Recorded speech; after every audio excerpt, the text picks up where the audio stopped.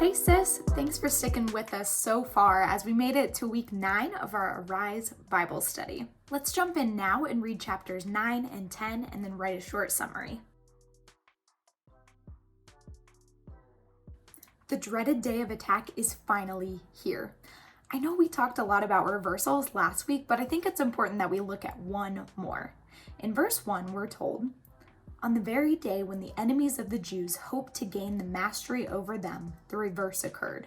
The Jews gained mastery over those who hated them." God is continually working for the good of his people, whether we see it or not. Romans 8:28 reminds us of this too when it says, "And we know that for those who love God, all things work together for good, for those who are called according to his purpose." Take a moment now and reflect. At this point in our story, the Jews' enemies are now scared of them, and the officials even helped Mordecai because they were fearful of him.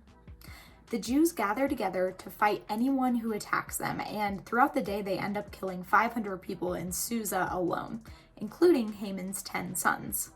Esther recognizes that although many of their enemies are dead, there are still some pretty evil men living in the land.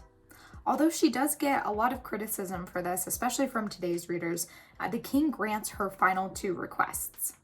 She asks for 1, another day of fighting, and 2, for Haman's sons' bodies to be moved to the gallows, so that way it would bring extra disgrace on the family, and others would be warned that you shouldn't mess with God's people. All in all, 75,000 men are killed. And although the law gives Jews permission to take the goods of those they killed, they don't. The story doesn't tell us why the Jews don't plunder any goods, but I like to think that it's because they've already seen God's provision for them and trust him to provide for whatever they may need. Mordecai and Esther, of course, write all of this history down and then send letters to the Jews throughout Persia, initiating the very first holiday known as Purim. Fun fact, Purim, which you may remember, comes from the word pur, meaning lots when Haman cast dice to pick the day of destruction, is still celebrated by Jews around the world today. It typically falls in February or March and has 4 distinct practices, traditions, or obligations as they're called. 1, Jews go to the synagogue and listen to a public reading of the book of Esther. When Haman's name is mentioned, they either hiss or spit or yell, make as much noise as they can to blot out his name. 2, people send food gifts to their friends. 3, people also give gifts to the poor. And 4, this is not going to come as a surprise to anybody, but the Jews have a celebratory meal. So back to our story, finally at the end, we see Jews experience relief and rest as they have this new holiday to celebrate, and they have Mordecai as second in command now, and he's continually looking out for the good of his people.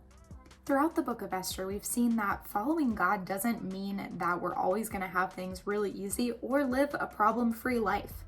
But it does show us that we can trust God fully and that he's with us every step of the way. Go ahead and answer the last question in your workbook, and I'll see you here next week when we wrap up the Arise study.